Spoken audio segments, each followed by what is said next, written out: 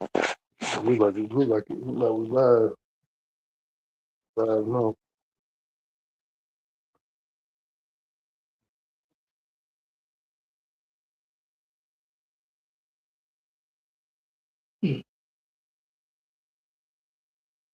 Right, right. Shalom, shalom. Before we begin, we want to give all praises, honor, and glory to the Howell by Hashem, Howell Shah by Hashem, Rakaka Gosh, Bishop Akim Brazil. We're going to do another lesson through the spirit and power of Yahweh, Yahweh Shah. We're going to get into it. I'm going to speak on what we was me and the Art was talking about before the live lesson we started on. Basically, how you dealt with the Edomites in their pseudoscience and their demonic medical system that they got mandatory injections. You know how basically they make people out of human guinea pigs.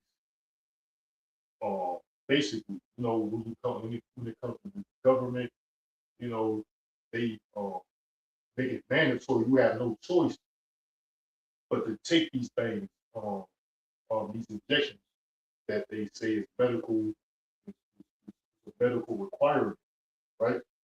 And these devils has been doing this shit for some time, and more or less to try to find out ways to basically eliminate people. We think through the spirit to eliminate people without their acknowledgement, without their knowledge, basically.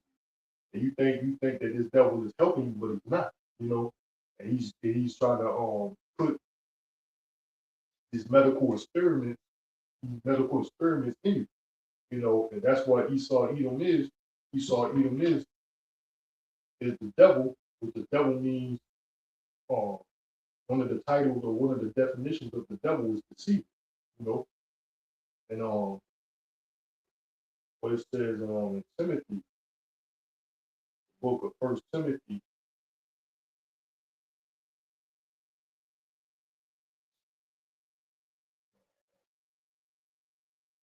so that's what the devils come with.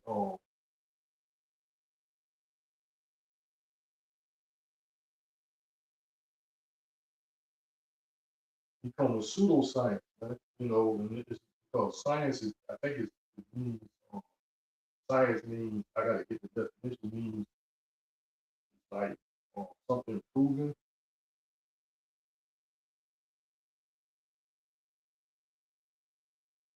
Definition of science.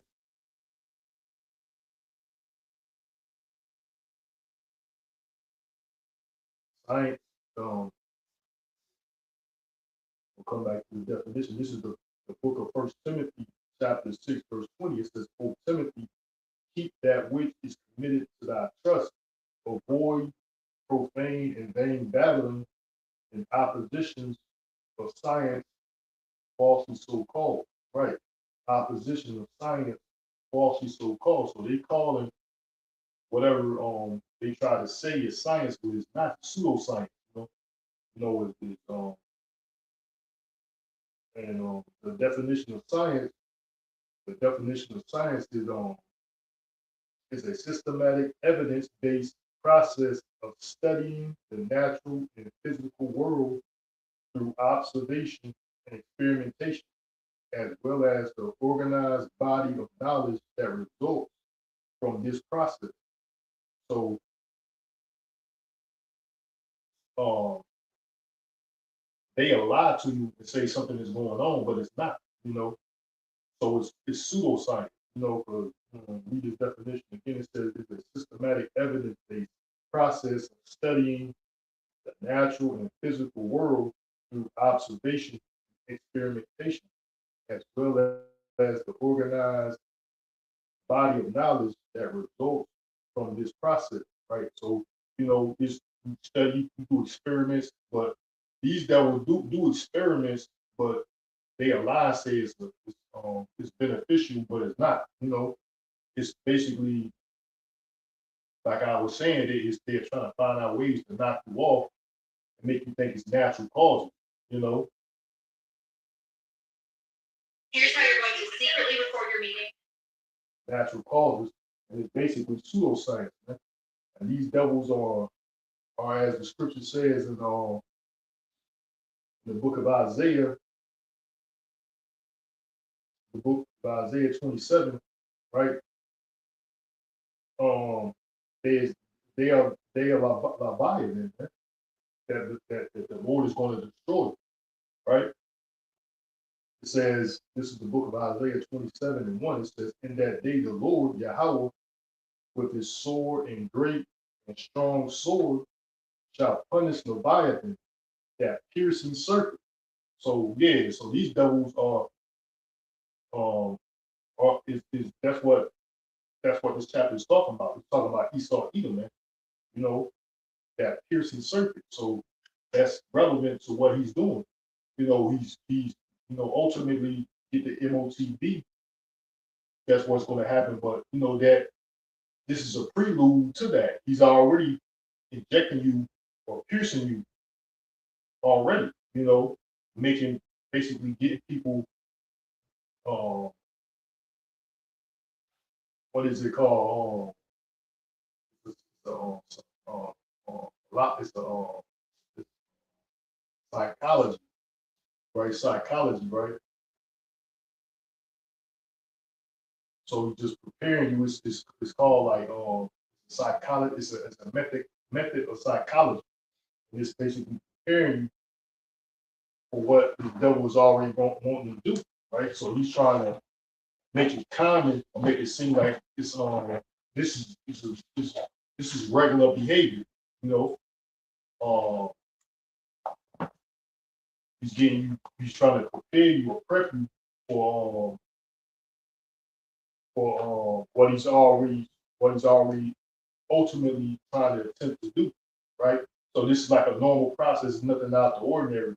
Getting injections and things like that. That's like normal procedure, you know. But that's Leviathan. That's the devil. You know, like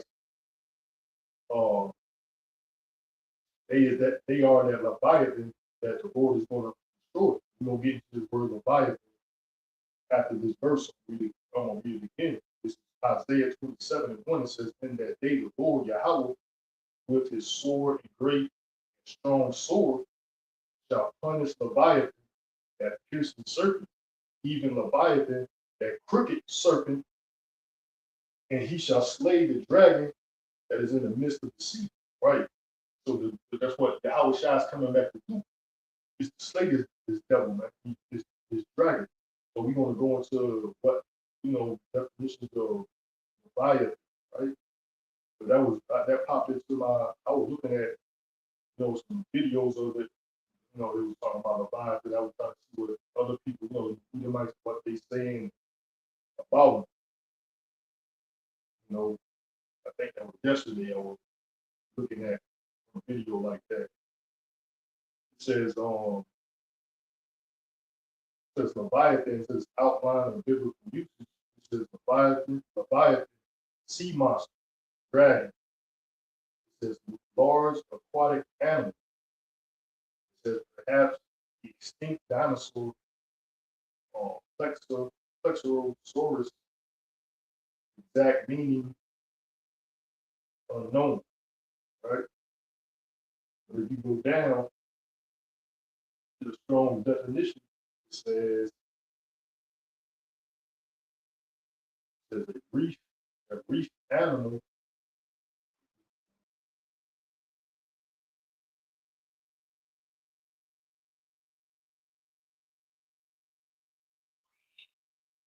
Or reef says past tense or past principle of the verb reef. It means to cover, surround, or envelop, envelop something in a coral, curling, or ring-like manner, like a serpent, I guess, right? So it says a reef animal, like example, it's a serpent, right? So it says it surrounds you like a serpent or whatever. It says especially the crocodile or some other large sea monster. Figuratively, the constellations of the dragon. Also, also as a symbol of Babylon, which that's the point. Leviathan in this context is the symbol of Babylon the Great. He's talking about in the book of Revelation. And you can make the connection to seven-headed dragon, right? So that's that Leviathan, right? And the Lord said on that old serpent called the devil and Satan in Revelation.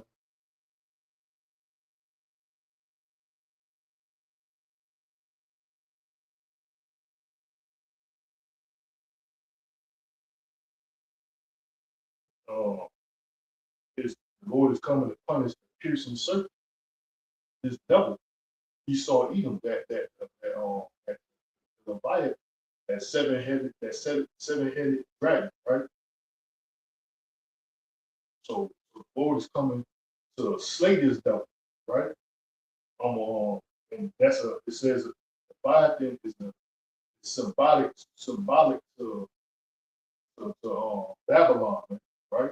So that's what it is. That's what Leviathan meaning in this context, right? Isaiah 27:1, it says, in that day the Lord, Yahweh, with a sword. You can get Revelation 20:2.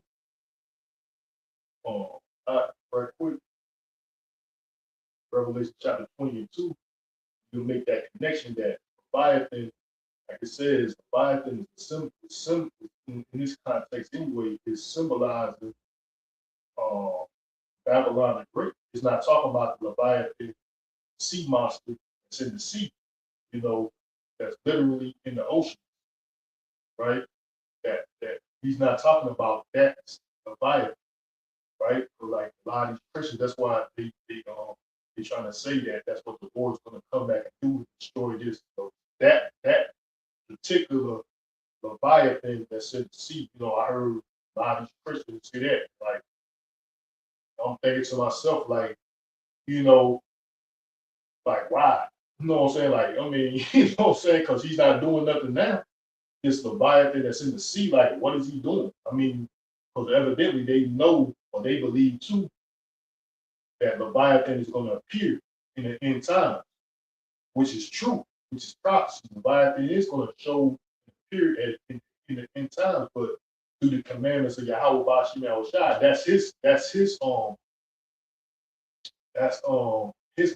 like the Lord said, um you can't do nothing against Leviathan, which I'm controlling him, right? I'm controlling like I'm controlling Leviathan. You can't do nothing to him. What makes you think that you can do something as alone?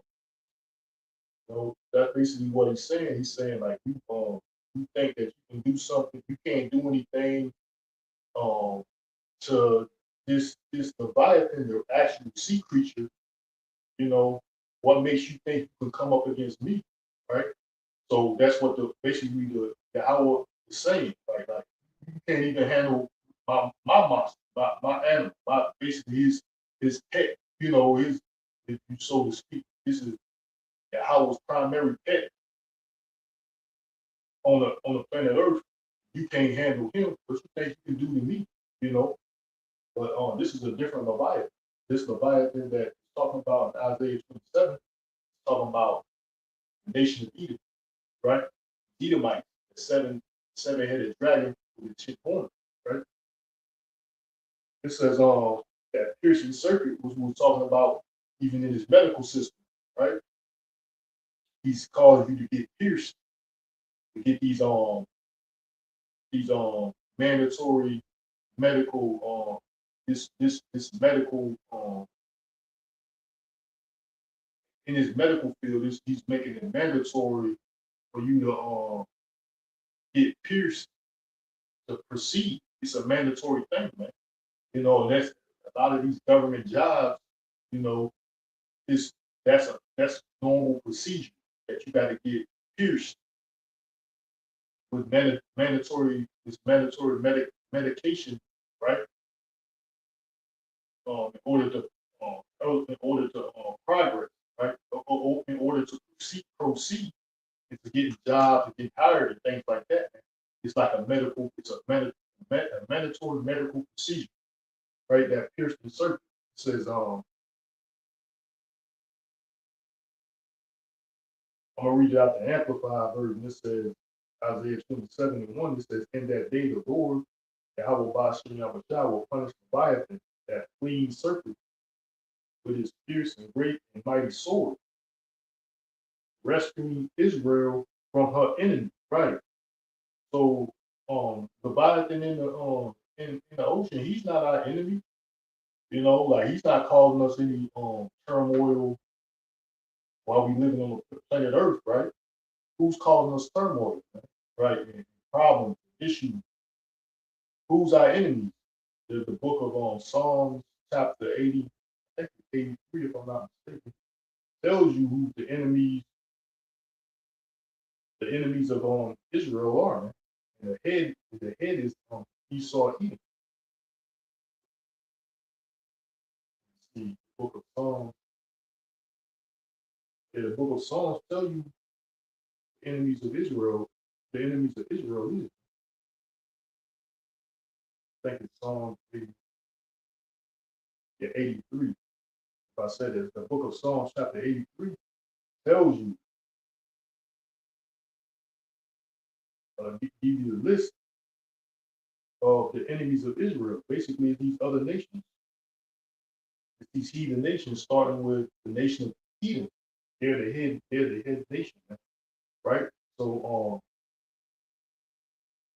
Isaiah chapter 27:1 out the Amplified, it says, in that day the Lord will punish Leviathan, that fleeing serpent, with his fierce and great and mighty sword, rescuing Israel from her enemy, even Leviathan, that twisted serpent.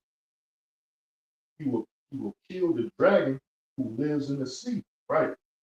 So going back to going to so you can make the connection. We go to the book of Revelation chapter 20.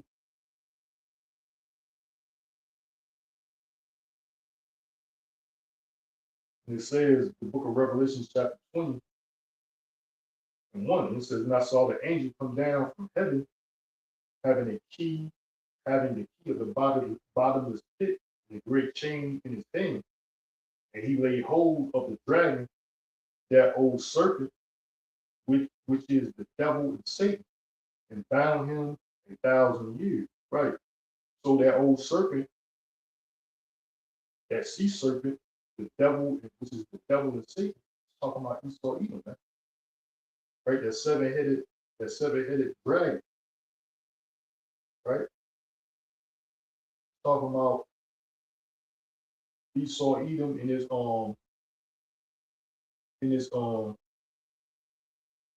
kingdom, right? The kingdoms of Esau, right? These kingdoms that Esau, once he came into power, under these titles, the 7 heads, right? Which is what? Which is Grecian, Macedonian, right? Greece, Greek, the Romans, uh, uh, Germania, Germania Major, Germania Minor, uh, French, Spanish, and England, and Great Britain, right? French, Spanish, Spaniards, and Great Britain, right? So that's that 7 heads, right? And 10 horns is the NATO complex, NATO and the EU, right? That's that conglomeration of the nations of Edom once they came back into power. Once they came into power during what they call the Dark Ages, right? The Dark Ages, was the Renaissance period, right? Around the 13th century, they came into roughly the 13th century. They came into power, right? But that's that Leviathan. It's talking about Esau Edom. It's talking about them in the conglomerate of kingdoms. They came back into power.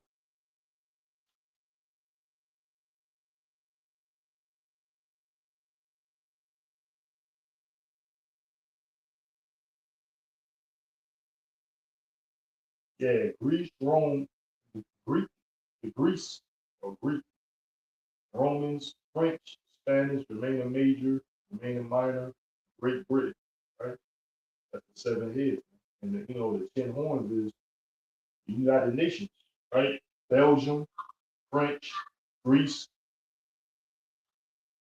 Germany, Spain, Italy, Luxembourg, the Netherlands, United Kingdom, Portugal, which was founded in April 4th, 1949.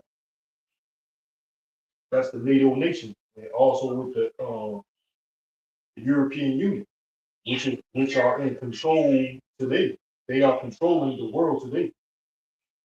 So that's what the Lord is coming to do. The Lord is coming to destroy Esau, man, that Leviathan, that piercing serpent, right?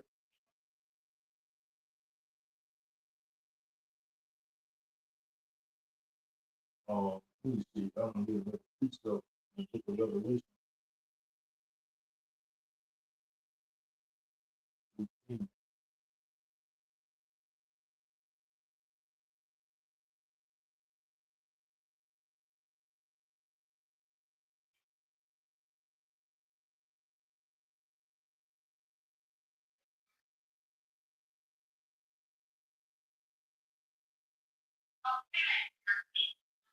In the book of Revelation, chapter 12, 1, it says, and there appeared a great wonder in the heaven, a woman clothed with the sun and the moon under her feet, and upon her head a crown of 12 stars. Right, that woman represents the nation of Israel. For the Lord says He compared um, um, Israel to a comely woman, right?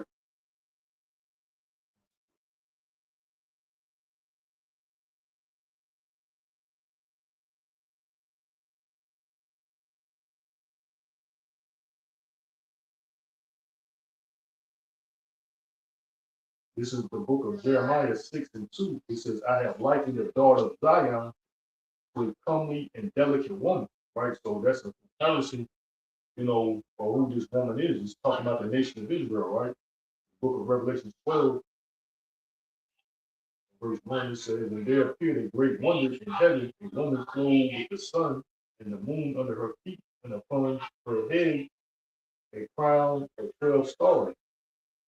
She being the child, like she being the child cried, travailing in birth and pain to be delivered. And there appeared another wonder in heaven, and behold, a great red dragon having 7 heads and 10 horns, 7 crowns upon his head, and his tail drew the third part of the stars of the heaven, and did cast them to the earth. And the dragon stood before the woman, which was ready to be delivered, for to devour the child as soon as it was born. Right? So it's talking about Yahushua, right? The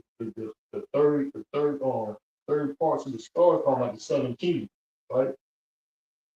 Benjamin, Levi, Benjamin, Judah, and Levi, right? So that's the Lord is coming to deliver us from our enemies, man. Because they trying to devour us, even when it comes to his medical system. That's a form of him devouring children of Israel primarily, man. Because he's trying to the Lord said also he was given a great sword to take peace from the earth. And his medical system basically is just a form of his sword. You know, it's biological warfare, basically, biological. That's what they even said with this seed injection they already labeled it uh uh biological weapon, man. So even getting these injections period is basically them using warfare, which is biological warfare, right? So that's basically what that is, man. You know, they mandatory. Why is it mandatory that you can get there. There's something what is called natural immunity, right? But they don't want you to that's not permitted. That's not acceptable. You know, so there's natural ways to cure things, you know. But like I said, this is a form of biological warfare, which has already been proven. That's what this seed injection was, right? So that's why the Lord said, going back to Isaiah 27, one that says, in that day the Lord Yahweh. Yes.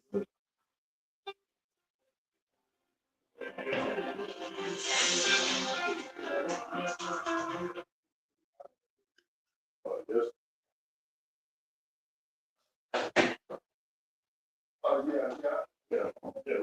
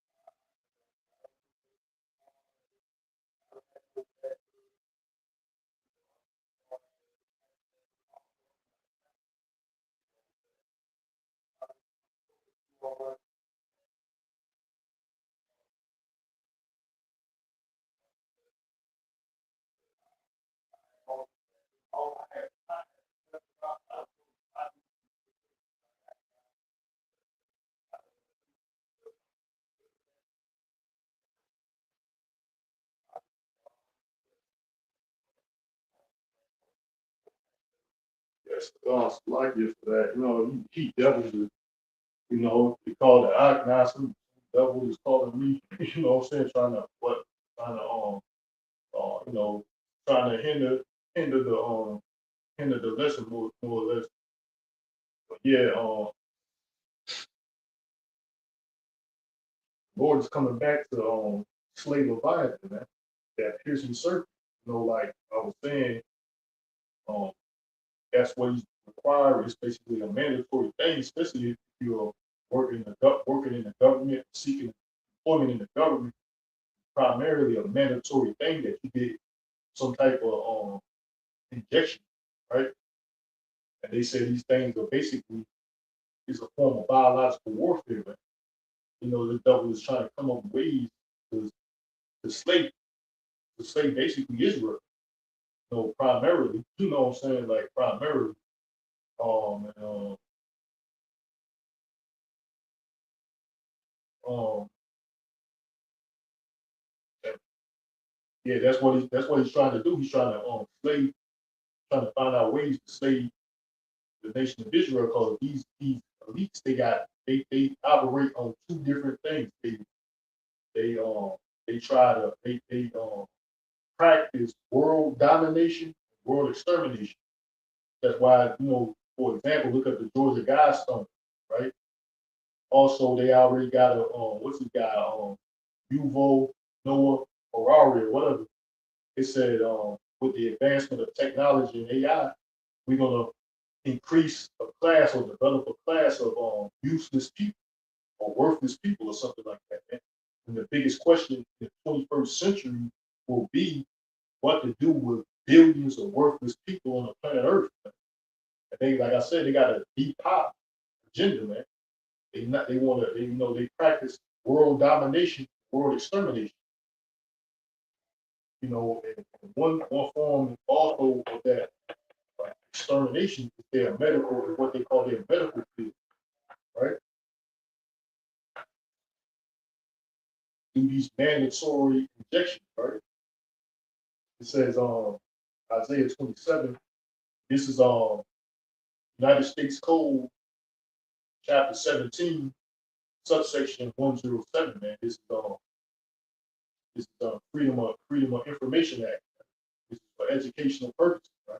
I'm not giving any medical advice at all. United States Code, Chapter 17, subsection 107, right? Uh, Freedom of Information.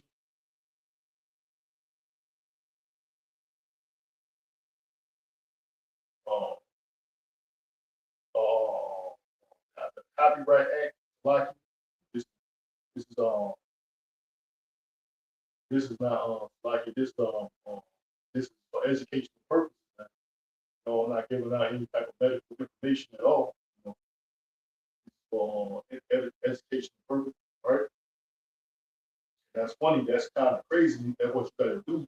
If you have a right, that's crazy. In Esau system, you got to repeat a law that you have the right to do.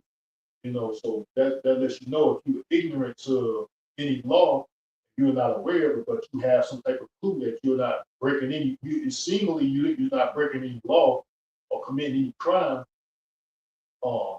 If you don't know the particular law, he's gonna deem you. He's gonna deem you criminal. Deem you a criminal, man. You know that's these devils, man.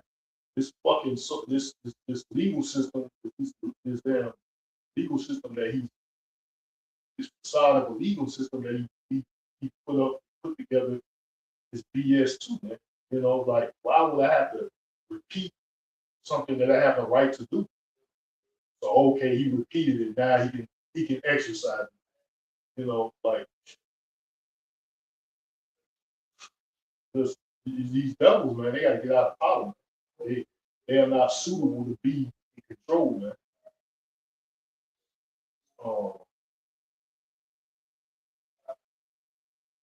this is, seems like we can pause this or not. These devils trying to interfere.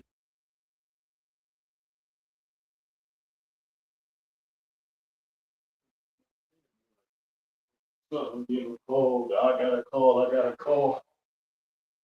Well, yeah, the Lord is coming to slay Leviathan. He's this Leviathan, 7-headed dragon, talking about the book of Revelation, which is the conglomerate of the kingdoms of Esau.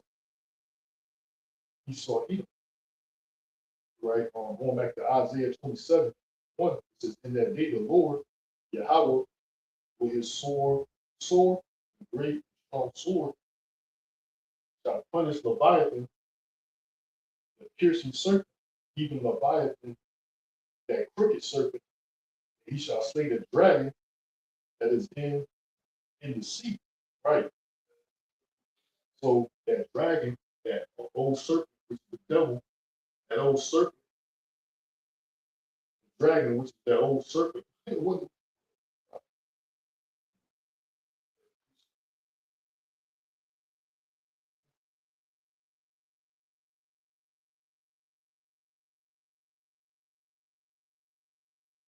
that great dragon, right?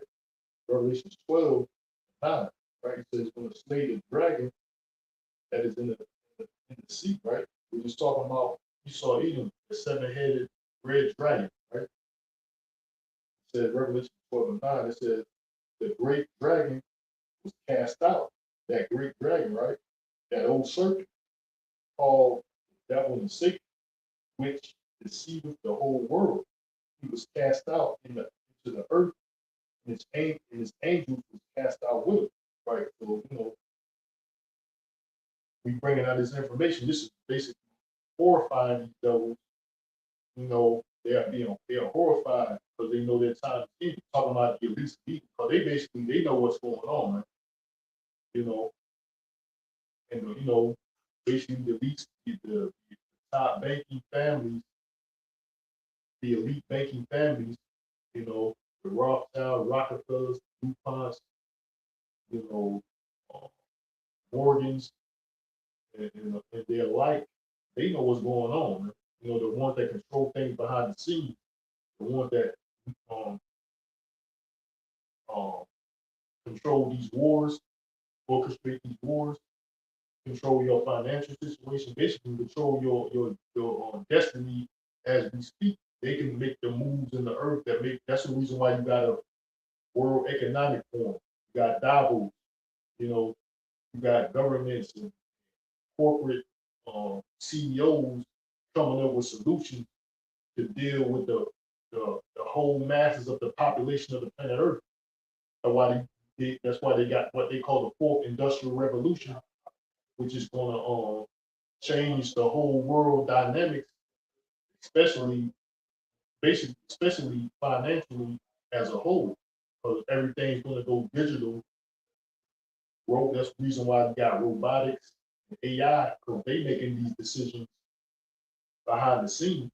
They're coming up with clever, like the scripture said, cunning, because he's a cunning hunter.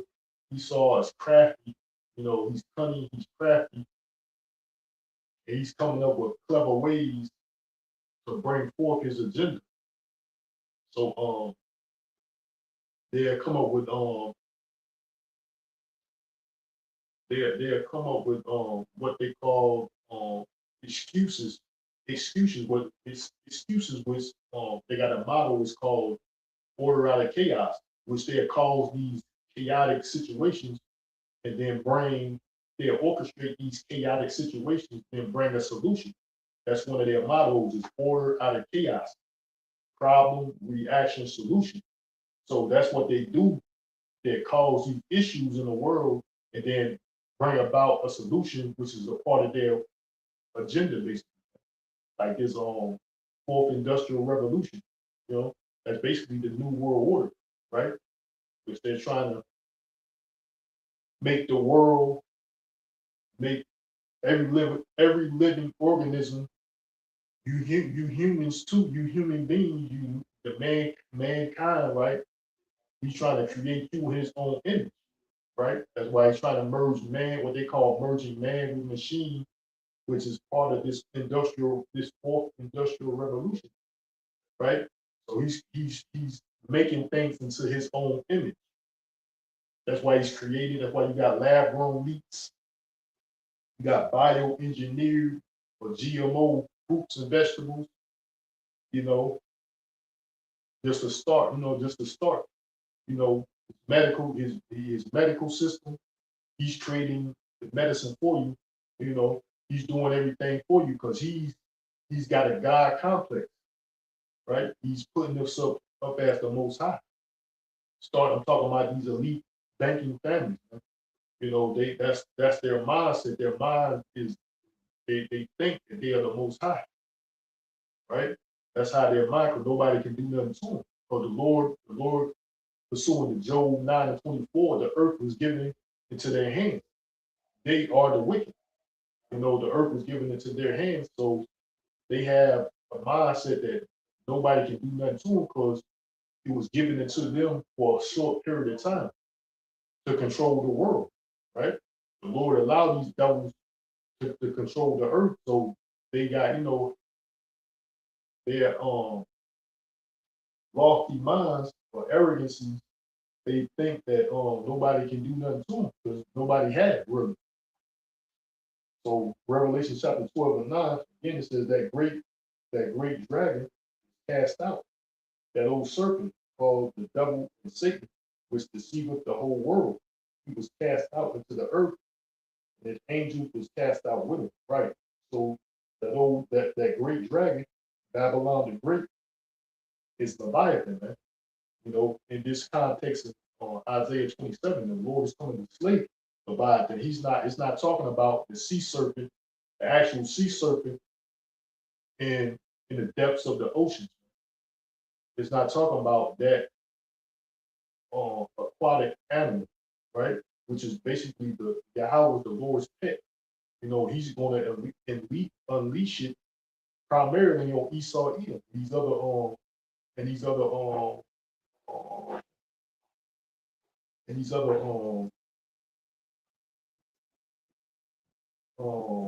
armies, these other nations' armies, man. He's going to unleash that sea serpent, his basically his pet. He's going to unleash Leviathan on Esau, Edom, and these other nations military presence in the sea, like their navy, fleet, shit like that.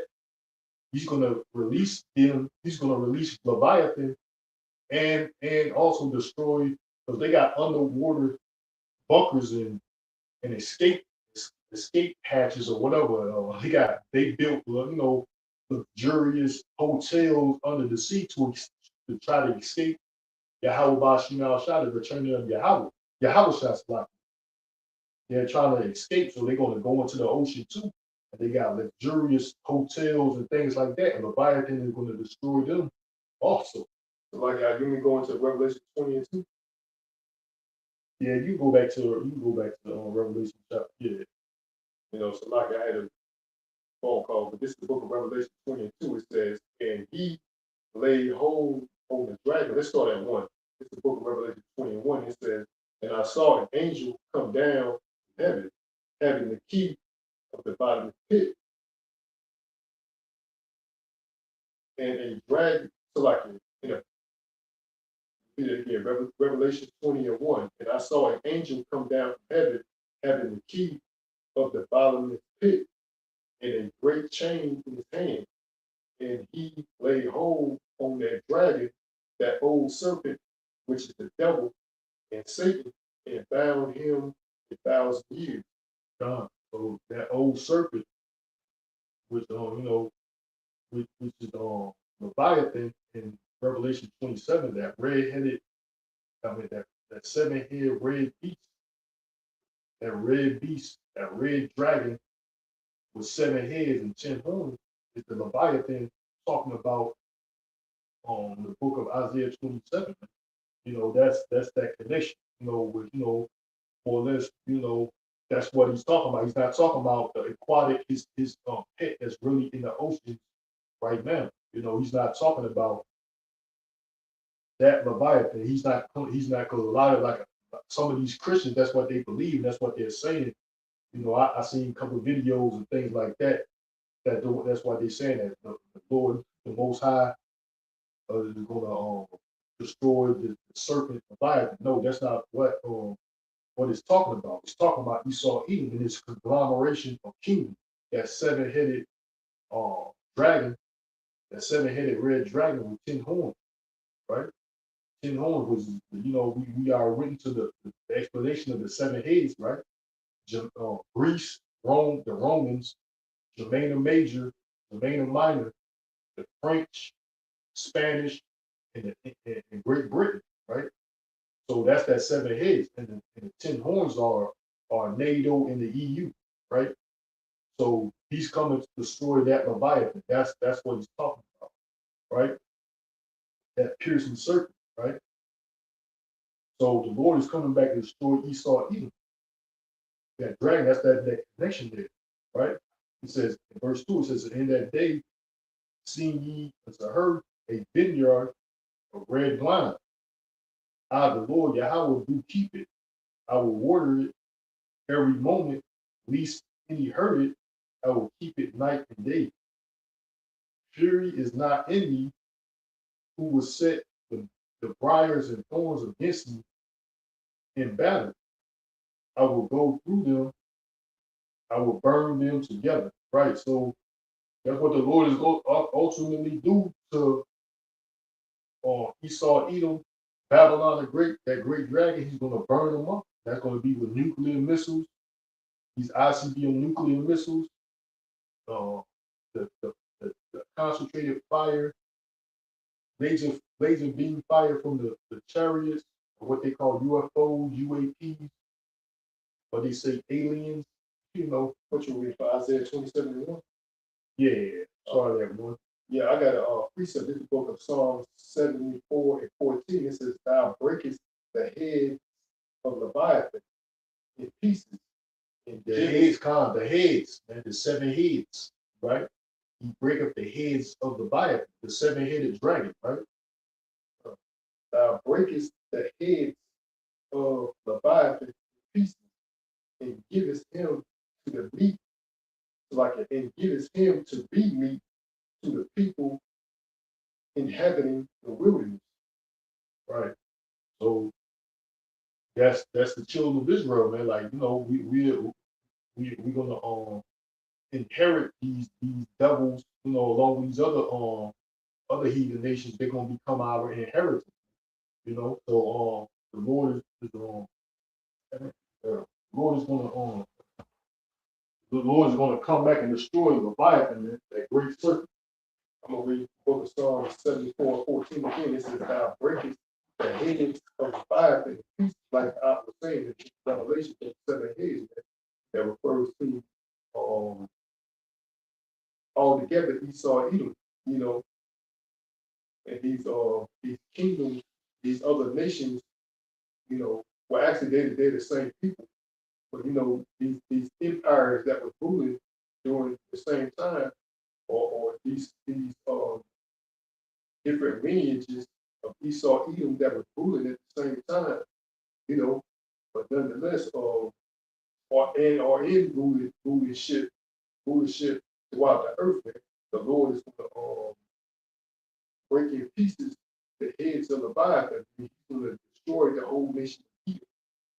So this dragon Leviathan, that old serpent, is equivalent or a synonym for Esau Edom, man, and gives him to be meat to the people having the wilderness. It's like I broke out is Israel, man. You know, so we're going to like the Lord, that angel, book of Revelation 20:1, it says, "And I saw an angel come down from heaven, having the keys at the bottom of the pit, and a great chain in his hand." We want to put these devils in chains, man. You know, they're going to go in bondage because what? He that leadeth into captivity shall go into captivity. So that's Revelation chapter 13 and 10. God, so that great chain is going to be held on this devil, and he's going to be put in submission until the Lord wipe them off the face of the earth, man. And rounded up and burnt off, soon to Obadiah, right? Book of Obadiah. And it'll be rounded up and burnt off the face of the earth, right? That's that precept on Isaiah, book of Revelation, chapter 13, 10. It says, "He that leadeth into captivity shall go into captivity. He that killeth with the sword must be killed with the sword. Here is the patience and the faith of the saints." So yeah, that's that precept, Revelation chapter 13, 10. You know, and that's what the Lord's coming to do, to slay that dragon that's in the midst of the sea, right? Which is that red dragon with 7 heads and 10 horns, which is Esau Edom, which is the conglomeration of these Edomite kingdoms. You know, starting with the Grecians, the Greeks, and the Macedonians, all the way up to Great Britain, to America, which is that third, which is that eighth part, which is talking about in the book of Revelation 2, which is America, that eighth, right? It's talking about America. It says so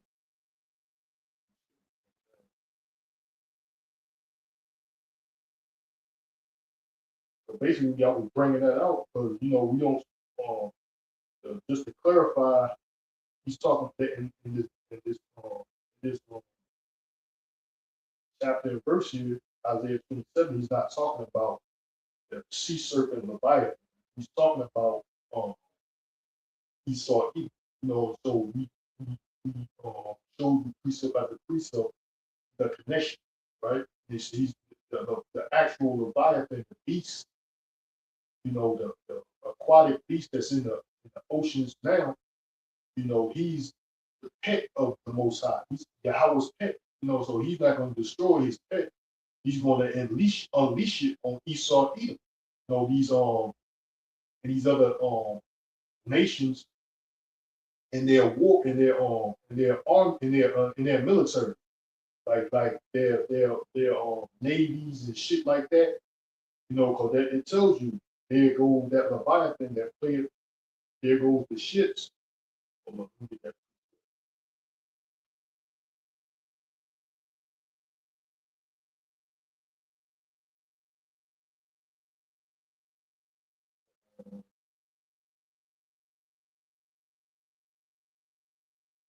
That's funny. Somebody gonna call me.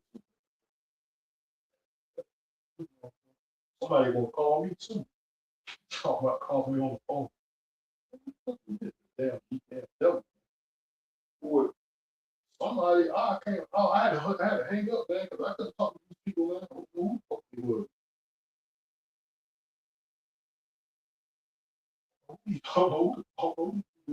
I know you had a phone call, and then maybe like 5 minutes later, somebody called me on my phone. Unknown number. Nah, they had this area code.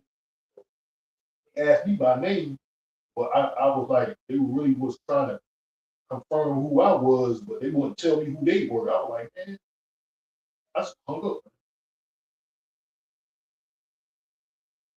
I called them back later.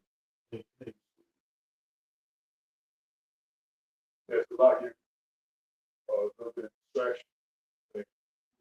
Yeah, it's the devil, man. Like, when people call me, I had to step away, private business, man, So this is Psalm 104, book of Psalms 104:26 says, there go the ships. There is that Leviathan whom thou hast made to play therein. Right. So the Lord is on.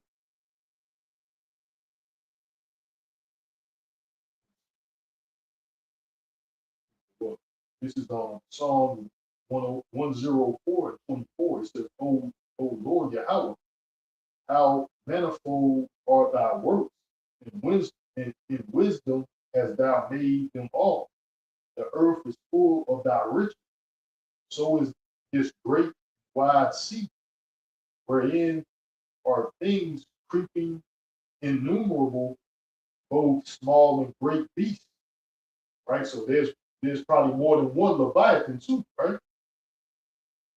There's more than one Leviathan, right? So is there uh, verse 25 again, it says, so is this great and wide sea, wherein are things creeping innumerable, both small and great beasts. There goes the ships. There is that Leviathan whom thou hast made to play therein. Right. These wait all upon thee, that thou mayest give them their meat in due season. Right. So he's going to give Leviathan his meat in due season. He's going to unleash Leviathan, man. He's one of the, like it says in the book of, in the Apocrypha, one of these spirits created for vengeance, right? So the Lord is going to unleash Leviathan on these different military, these different nations in their military, primarily like their navy, their navies, for example, primarily like their navies that's in the ocean. That you see right now. What's over there? They got these different military nations with their military there. They got ships and shit like that, carriers, aircraft carriers, submarines, and things of that nature patrolling the sea. They on the high sea. So the Lord got these Leviathans, basically to deal with that part, deal with deal with that, right? The military, these Navy fleets these other nations in their military. He got the Leviathan to deal with that section, right?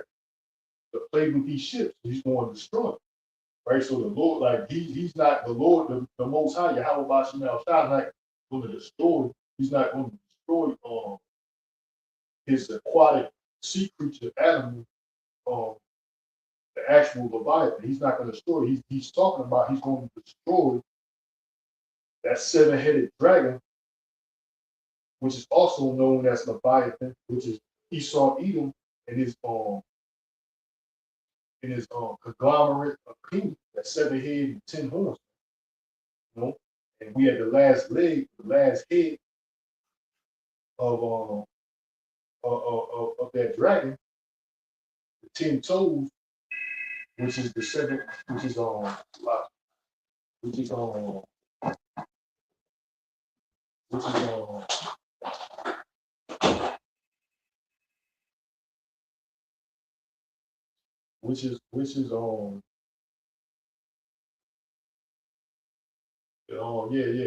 NATO and the EU with that with Babylon that great horde, right?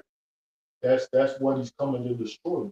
You know, just to clear that up, that piercing serpent, which we were talking about in his medical field, right? That's what he's doing. You know, that piercing serpent, right?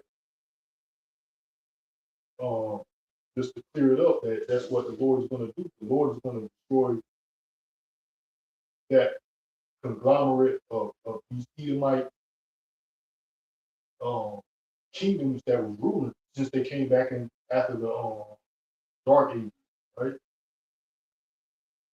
Let me see. That's why the Lord, and going back to his medical system, that's why the Lord said, never trust him, man. So more or less,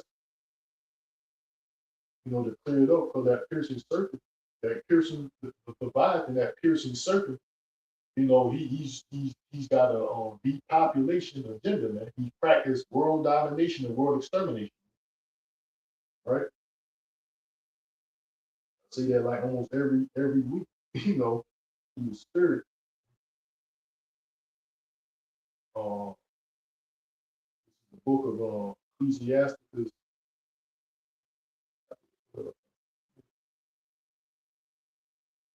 book of Ecclesiasticus, chapter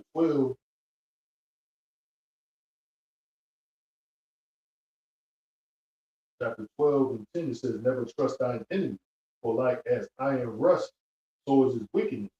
Though he humble himself and go crouching, yet take good heed and be aware of it. Thou shalt be unto him as thou hast wiped a looking glass. Thou shalt know that his rust has not been altogether wiped away. Set him not by thee, least when he have overthrown thee, he stand up in thy place, neither let him sit at thy right hand. Least he seek to take thy seat. Right? So basically that's what these devils done. You know, they done that you know, with the Herodians, I think, when it was allowing these Edomites to have some type of seat in our nation. You know, they had some type of seat of authority in our nation, and then that's what happened eventually. You know, now that's why they claim who they are now too. They claim that they are who they are, but it's all a lie, right? It says, "Set him not by thee, lest when he have overthrown thee, he stand up in thy place. Neither let him sit at thy right hand, lest he seek to take thy seat. And thou at the last remember my words and be pricked therewith." Right? Pierce, prick. You know what I'm saying? You know, the that piercing serpent, right? Right? Because this devil's gonna prick you, gonna pierce you. You know, that serpent. You know, who would pity a charmer that is bitten with a serpent or any such come now wild beast? So that's why Esau Edom is. He's the serpent. He's a wild beast, man. You know, and you go up here playing with some wild beast. You wanna you get near a wild beast, a serpent, and you thinking he's not gonna. That's what he's gonna do, man. He's a wild beast, man. You can't trust Esau either. Even though he's going crouching, he's humble. He's humbling himself and crouching. You know, you still don't sort of trust his devil. You know, but basically that's the mindset of these Edomites today for the most part. That's how they've been for some time. They trying to act like they can never hurt a fly and all that. You know, they've been putting that illusion up for some time now. Because if you check their track record, there's nothing of the sort. You know, you check the history, check what they have been doing. You know, even to this day. You know, so that's why the Lord said, "Don't trust them." Right? You gotta watch Esau Edom, man. He a trick. He a trick you, So like I said, he got that humbling and crouching illusional spirit on him right now. But cause that's what the devil is. The devil got to trick you. So he got to do whatever he has to do to trick you, so you can trust him. The Lord said, never trust thine enemy. The book of Psalms 83 tells you who the nations of what nations are our enemies, right? That's why it says in Isaiah 27 in the Amplified, it says the Lord is going to save Israel from his enemies. We are in the hands of our enemies. The Lord said he's going to deliver us into the hands of our enemies, right?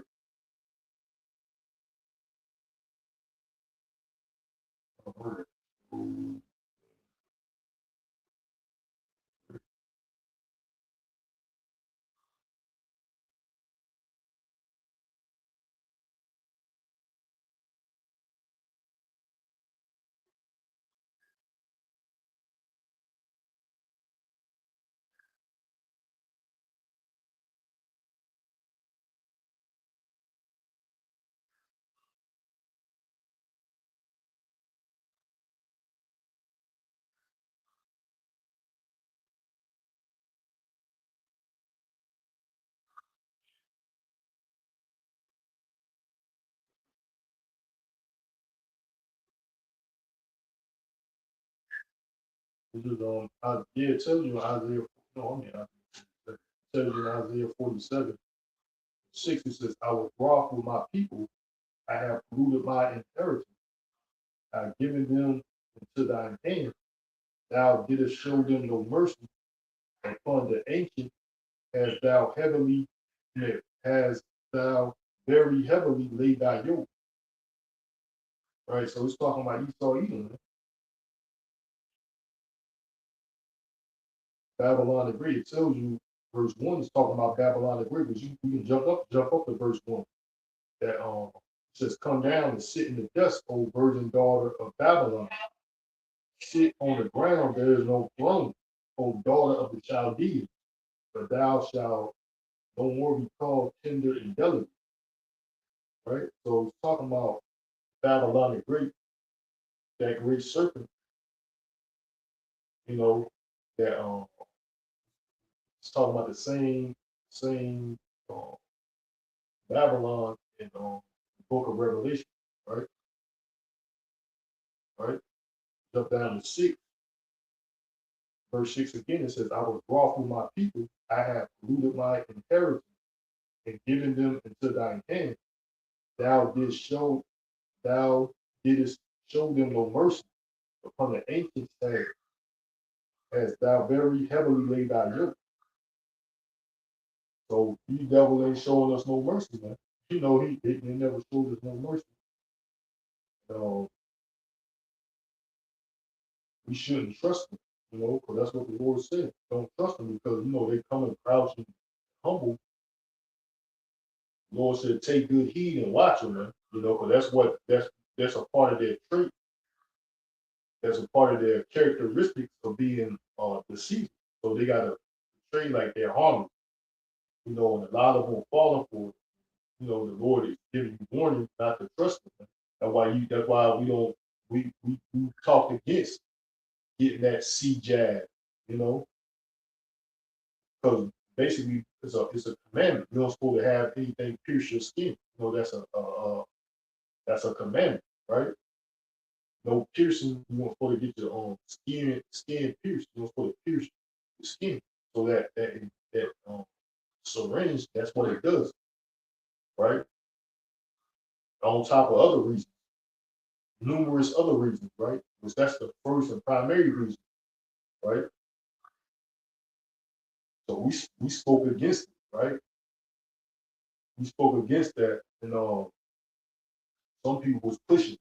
Like it's not an issue, this, that, and the third. But we're not supposed to trust this devil, man, because there's information coming out that people are being deleted behind this, uh, suffered injuries, who's permanent have been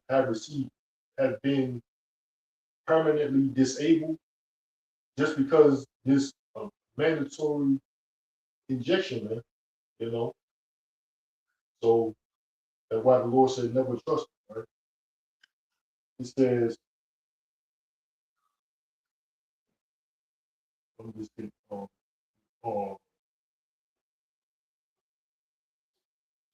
keep reading in Ecclesiastes 12, and starting at verse 13. It says, who will pity a charmer that is bitten with a serpent, right? That great serpent, right?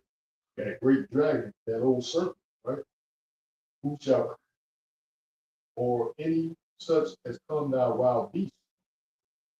So one that goeth to a sinner and is defiled with him in his sins, who will pity, right? So you going around these devils, these sinners, and you're being defiled, you know, because being getting an injection by a syringe is a sin. That's a transgression of the commandments of the Most High, right? So that's sin. You're being defiled by this devil, man. Why? Because you trusting in him. You trusting in him. You trusting in Egypt. You trusting in oppression instead of trusting in Yahweh Basham Shah, man. We're talking about the children of Israel. You're trusting in the devil. The Lord said don't trust him. There's evidence, you know, ample evidence out there that shows you must watch this. You must watch these devils, man. You must watch it, man. You know, but it ain't meant for everybody to receive. So this message is not meant for everyone. The majority of the nation of Israel is not going to get it, you know, but it's not meant for everybody, but it's select few, the elect, right? It says verse 15, it says, for a while he will abide with you, but if thou begin to fall, he will not tarry, right? An enemy speaking sweetly with his lips, but in his heart he imagines how to throw thee into a pit. See, he speaks sweetly with his lips, but in his mind he's imagining how to throw you into a pit, man, a trap. So that's how Esau Edom is, man. You know, that's how he is for real. That's how these devils are for real, man. You know, the enemy speaking sweetly with his lips, but in his heart he imagines how to throw thee into a pit. He will weep with his eyes, but if he find opportunity, he will not be satisfied with blood. Right. So this devil cannot be satisfied. He can tell you that in the book of Habakkuk chapter 2. You know, he says when he find opportunity, he will not be satisfied with blood, man. So he cannot be satisfied at all. Bloodshed, he continue even right now. You see that. But he said there's an issue with genocide. Man. You know, that word genocide is being thrown around with the actions of Esau. Right? He's not satisfied. He don't care.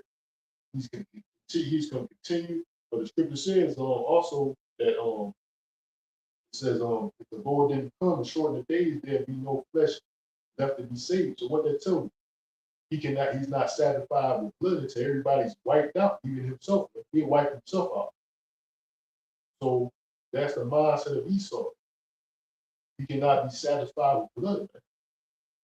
Blood is nothing to him, you know. Don't care who's being affected, babies, innocent civilians. It doesn't matter. It's nothing to Esau either, man. He cannot be satisfied with blood. Right? Verse 17, it says, if the adversary, like if adversity come upon thee, thou shalt find him there first. And and though he pretend to help thee, yet shall he undermine thee. Right? So he's going to pretend to help you. You know, this devil is going to pretend to help you. And that's what he's doing even with his medical field. You know, he's pretending like he's helping you, man, but he's undermining you. Going to the word, we're going to go to the word undermine. I think I brought out before. We're going to the word undermine, what it means.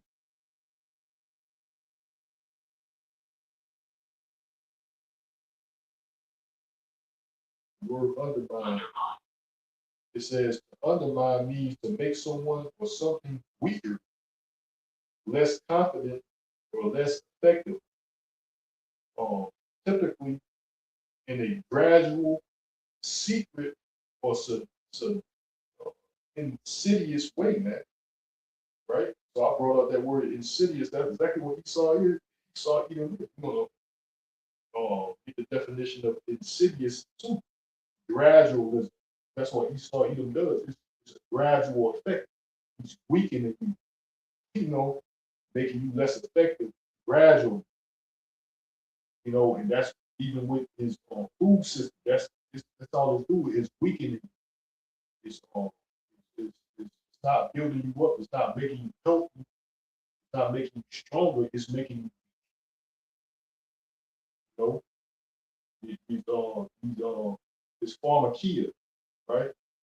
Pill form, pharmakia, whatever it is, man, it's a form of weakening. And it's not healing you. It's just it's what it's doing is it just, how can I say it? It's just keeping you sustained until your next dosage, and it's weakening you at the same time. It's weakening you, keeping you sustained to your next dosage because a lot of people develop side effects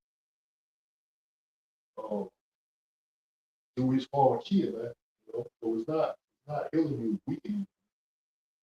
Right? It says undermine means to make someone or something weaker, less confident, or less effective, typically in a gradual, secret, or sadistic, insidious way, right? It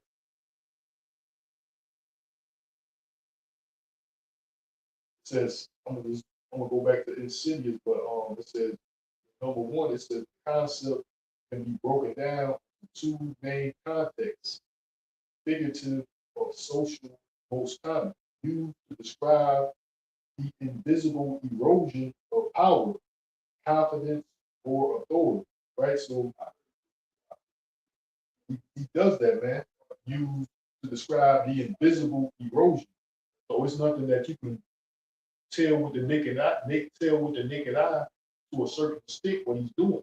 You really can't see it primarily with the naked eye, but it's an invisible erosion of power, confidence, and authority.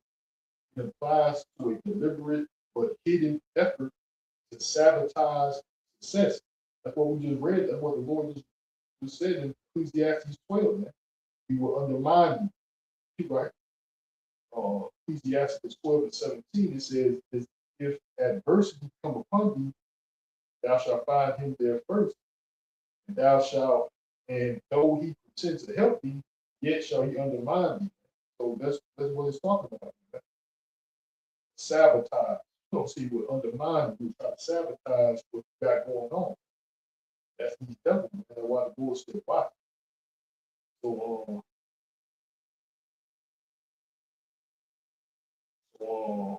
go back to the word insidious.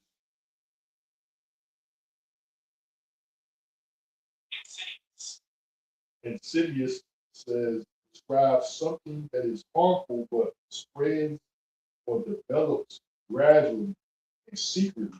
Right. So that's what it is, man. Something that's harmless, and that's what is that's that thing that's in the syringe. That's what it is. That's what that does, man.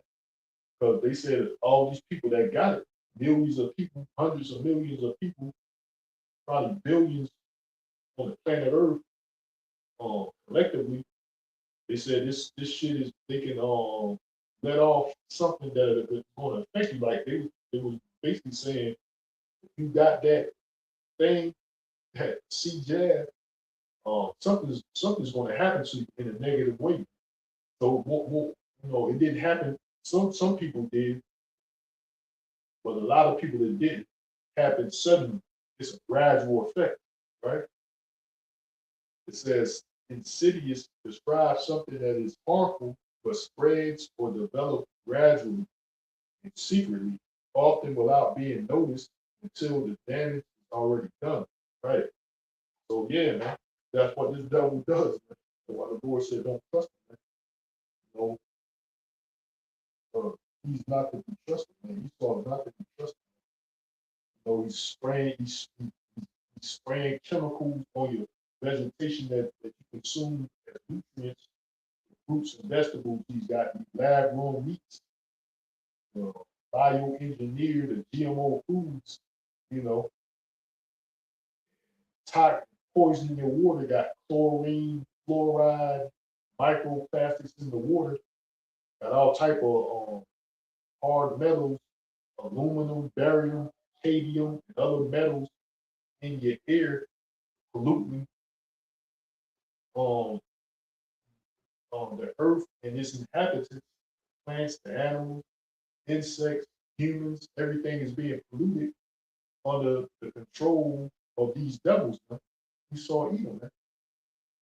And he's doing it gradually. He's doing it in an insidious way where you're not noticing what's going on. You're not noticing the harm. Because we were going this word insidious again. Insidious, it says, describes something that is harmful but spreads or develops gradually and secretly, often without being noticed until the damage is already done. So that's what he's doing on the planet Earth, man. You ain't noticing the damage that this devil is doing until the damage is already done. When you notice, look, he's gonna be already done. You know what I'm saying? You know, and that's how Esau Edom is conducting himself throughout the planet Earth, man. You're not noticing what he's doing. He's doing it in a gradual way. You know, gradually he's doing this shit. He's causing this devastation, basically. He's causing this devastation gradually that you're not noticing. Oh, I'm still alive. You got these idiots out here. I'm still breathing, man. I'm still alive. You gotta die something. You gotta die from something. It's fucking ludicrous, man. You know, a lot of these people, the comments, especially when it comes to Esau Edom, man. You know, because that's the spirit. Basically the Lord. You know, not letting you see. He's keeping a veil over their understanding, and they can't see what's going on, man. You know, they don't see these Edomites or who they are. The devil. They are not accepting the truth, like it says in Habakkuk. They refuse to accept the love of the truth, man. Roughly paraphrasing. So they refusing the truth. The Lord put a veil over their understanding. Man. They can't see what's going on. You know, and the water Yahweh Bashim Shah, man, for him giving us this understanding and knowledge. You know, he's giving us this understanding, knowledge, and wisdom, and coming across his true men to receive, hopefully to receive salvation, man, mercy and salvation and protection in the time that we are already living in, man. Because it's only going to get worse as time progresses, man. Because that's the scripture says, man. The beginning of sorrow. So we hope that Yahweh Shai is with us, and we have nothing to fear, basically. As long as we are part of, hopefully we're part of the elect. Because basically, the elect has nothing to fear or nothing to worry about. But the thing is, no one knows who the elect is, right? So we're just doing our part, as the scripture says. I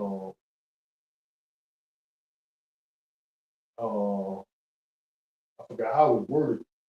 Salvation, our calling and election are sure, right? Right. We're putting forth His work. Make sure our calling and election sure. That's the whole reason why we out here, man. Oh, oh, oh.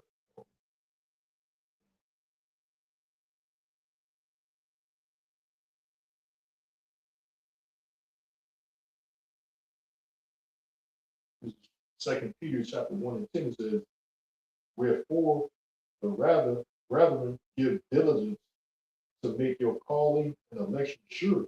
Right. So that's what we're doing.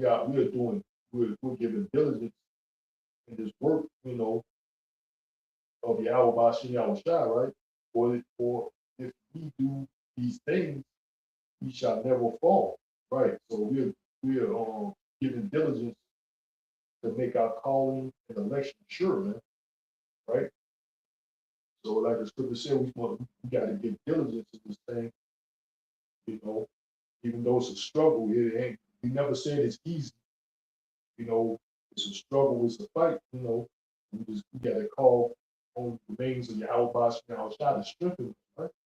In prayer, you know, fasting, of course, you know, but yeah, that's what we out here doing, man, because we know not to trust in the devil, and we getting this ample, and like I said, these 2/3 out here, they don't see it, man.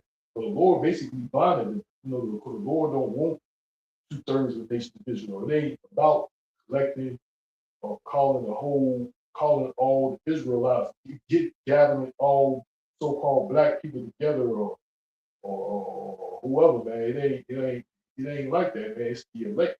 So you can't have niggas in this thing, man. You know, you can't have niggas in the congregation of Yahweh Bash Shah, man. And the majority of the Israelites, that's what you are, man. You are image of these devils. These devils created you, you know. You are following them. I got a precept in the book of Romans 8:28. It says, and we know that all things work together for good to them that love Yahweh, to them who are called according to his purpose. God, that are called, so you can't choose the Lord, man. The Lord do the call, right? For his purpose. So we out here giving diligence because the Lord called us to do so for his purpose, man. His purpose is for us to send out his message, right? The prophets to send out his message, give out the warning to the nation of Israel, basically, man. They got a precept.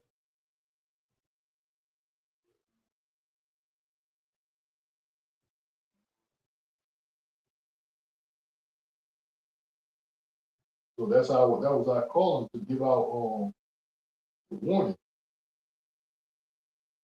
This is the book of Ezekiel, chapter 3 and 17. It says, Son of man, I have made thee a watchman to the house of Israel. Therefore, hear the word at my mouth and give them warning to me. Right. So the Lord got prophets, watchmen. It was called seers at one point in time too, for the nation of Israel, man. Right. So we're telling you what the Lord Yahweh Bashim Yahushua is saying, man. And he's giving warning to the nation of Israel.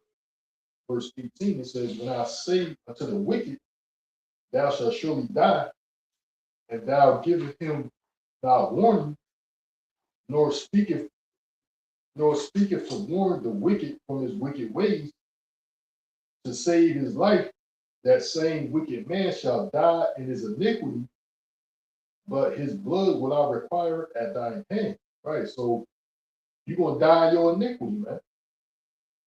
And if we don't give the warning, the Lord gonna put that on us too. You know? So we have to put this warning out for our own salvation as well as yours. Right? Verse 19, yet if thou warn the wicked, and he turn not from his wickedness, nor from his wicked way, he shall die in his iniquity, but thou shalt deliver thy soul. Right. So that's what we're doing, man. Deliver our life, man. Our life is going to be spared by warning the wicked. So that's what we out here doing. We're giving warning. Because the Lord is going to require the wicked, you're going to die automatically. You're done. But the minute if we don't, as a prophet, you know these things. If you don't give the warning, you're going to be we don't warn the wicked, we're going to be right along with them. We're going to be destroyed right along with them. And I'm not going to have that happen. The blood's going to be on our hands. If we don't warn the wicked, they'll die with the ways. The blood's going to be on our hands. So by us giving these warnings that the Lord will require us to do, the blood's not going to be on our hands. You know, because, through the spirit of Yahushua, the Lord has given us this truth, and we supposed to go on. The Lord said, what? Give them warning from me. So we supposed to warn 2/3 primarily, or Israel in general, their way of what's the to come what the Lord is telling you to do, requiring you to do, is to repent. And if we don't give you, warning, then because we receive those truths, and we're not telling, doing as the Lord instructed and telling pretty much mainly Israel, but let alone the rest of these heathen, what's going on, the blood is going to be on our hands.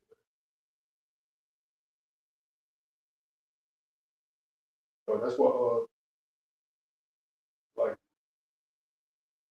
I'm gonna continue reading this. Ezekiel 3:20 says again, when a righteous man do turn from his righteousness and commit iniquity, and I laid a stumbling block before him. See, the Lord is laying these stumbling blocks, right? The Lord is doing all these things. The Lord has caused you to stumble. The Lord has put a veil over your understanding. It's all the doings of Yahweh by Yahweh, right? It says again, when a righteous man do turn from his righteousness and commit iniquity, and I lay a stumbling block before him, he shall die, because thou hast not given him warning. He shall die in his sin, and his righteousness which he hath done shall not be remembered, but his blood will I require at thy hand. Nevertheless, if thou warn the righteous man that the righteous sin, nevertheless, if thou warn the righteous man that the righteousness, that the righteous sin not, and he doeth not sin, he shall surely live, because he is warned. Also, thou hast delivered thy soul, right? So we want even like that, because read Ezekiel 30:29. yeah, I think it's the same thing. I think it's two different places. I'm reading out of chapter 3, but I think it's Yeah, 33:9. it's in chapter 32, right? It's quoted again. It says in the verse 22, it says, "In the hand of the Lord Yahweh was upon me, and he said unto me, Arise, go forth into the plain, and I will and I will there talk with you. Then I arose and went forth into the plain, and behold, the glory of the Lord Yahweh stood there, as the glory which I saw by the river of Shabar, and I fell on my face, and the Spirit entered into me, and set me upon my feet, and spake with me, and said unto me, Go, shut thyself within thine house. But thou, O son of man, behold, they shall put bands upon thee, and shall bind thee with them, and shall bind thee with them, and thou shalt go, and thou shalt not go out and thou shalt not go out among them. And I will make thy tongue cleave to the roof of thy mouth, and thou shalt be dumb, and thou and shalt not be to them a reprover, for they are a rebellious house. So basically, that's an example of the family of the word, man. So that's what's coming to. Like it was a point of time, they put his bands on Ezekiel, and he said he's not gonna make Ezekiel go out there among them anymore. He's gonna make his tongue cleave to his mouth. Well, let's call it the family of the word, meaning he's not gonna be a reprover. He's not gonna give warning to these rebellious Israelites. And that's coming also, which is the family of the word, right? So, but that's what we are doing. We try to give our call and election sure and give warning, man. Shit, if we don't, he's gonna be on us too. We're gonna be destroyed along with the wicked. I can't have it. You know what I'm saying? I'm sorry, in the book of Ezekiel 3:8, it says, When I say unto the wicked, O wicked man, thou shalt surely die, if thou doest not speak to warn the wicked from his way, that wicked man shall die in his iniquity, but the blood will I require at thy hand. Nevertheless, if thou warn the wicked of his way to turn from it, if he do not turn from it, so like if he do not turn from his way, he shall die in his iniquity, but thou hast delivered thy soul.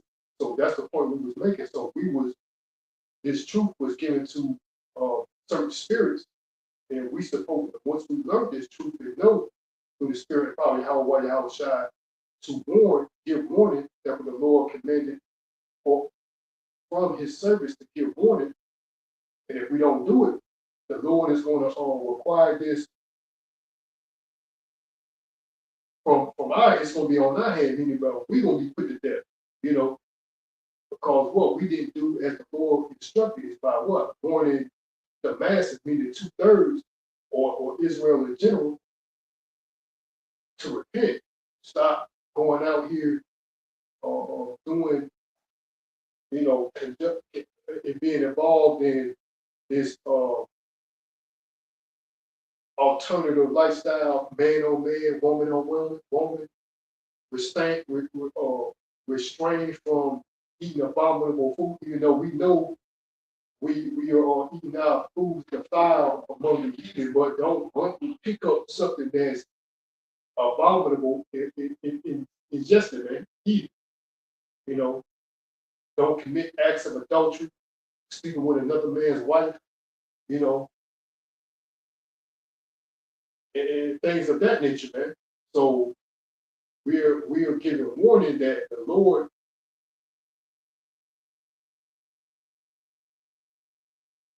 put the spirit on us to let you know to turn from these wicked ways, man. So that's why we do it.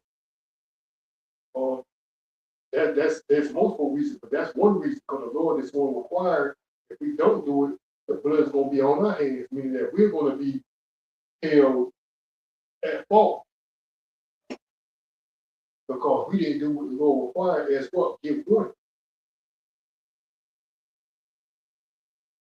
Ezekiel 33 and 18, it says, when I say to the wicked, O wicked man, thou shalt surely die, if thou doest not speak to warn the wicked from his way, that the wicked man shall die in his iniquity, but his blood will I require at thy hand. Nevertheless, if thou warn the wicked of his way to turn from it, if he do not turn from his way, he shall die in his iniquity, but thou hast delivered thy soul. So we won't be responsible for the actions of the wicked if we give warning. So our soul is pretty much delivered. Lord willing, that our soul will be delivered because we're doing as the Lord required. Is to what? Give warning. So we're doing this to what? Give diligence in efforts to what? Make sure our call and election are sure, man. Our calling, man. Because you, like another scripture says that you have to be fully persuaded in your own mind that this is the truth. And these prophecies that the Lord has spoken will come to pass. Man. He ain't forcing anything on no one. All we doing is giving out the message, giving out the warning. You don't have to believe it. You don't have to accept it. Hey, all we doing is giving out the warning. The blood, like I said, the blood gonna be on our hands. Because if we don't, we're gonna be destroyed right along with the wicked. And I got a precept. This is Psalm 26:9. It says, "Gather not my soul with the sinners, nor my life with bloody men." Right. So I don't want the Lord to gather me with these damn. I can't more or less stand being around these fucking wicked motherfuckers anyway. So why destroy right along with them? I'm not trying to be destroyed with these, especially these Edomites, 2/3 niggas. I'm not, why the fuck, what I'm saying? I can't stand being around them for the most part anyway, man, because they fucking wicked, man. You can't trust them. Why would you want to be around somebody you can't trust? You got to watch your back. You can't, live in peace. around these pieces of shit. You know what I'm saying? You know how these damn devils do, they try to flip the script acting like you spreading hate. No, you the motherfucker that's spreading hate. You know, these motherfuckers, because you can't I can't stand being around someone you can't trust. If you can't trust no one, you can't trust somebody, why would you be around? I got a precept in the book of Psalms, in the book of Psalms 23, it says, draw me not away with the wicked and with the workers of iniquity, which speak peace to their neighbors, but mischief is in their hearts. That's what they do. They want to speak peace. They are in your face. As they say, they're smiling in your face. But as they say, they're saying in the world, smile in your face, stab you in your back. That's what this scripture is going into, man. It says, I'm gonna say that I'm gonna read it again, Psalms 23. It says, draw me not away with the wicked. I mean, don't let me go in the same path of these wicked ass people, man. Going down that same path of destruction. Draw me not away with the wicked and with the workers of iniquity, which speak peace in their which speak peace to their neighbors, but mischief is in their heart. You know, they smile in your face, and then as soon as you go and you turn your back, they doing some goddamn mischievous shit, man. You know, that's these people. We are living that as we speak. You know, they jokers trying to act like they all friends, act like they me, smile in your face, but they're doing mischievous stuff behind your back, man. And that's I'm about to focus on this. That precept I like. But yeah, that's the way of the world right now. You know, that's what these people are good for, man. Because you can't trust them, man. There's a lot of people called we're not surprised because that's what the Lord said, man. Evil men and seducers shall wax worse and worse, and we're living in these last days, and that's all it's going to get worse and worse, which we're not surprised, not at all, man. You know.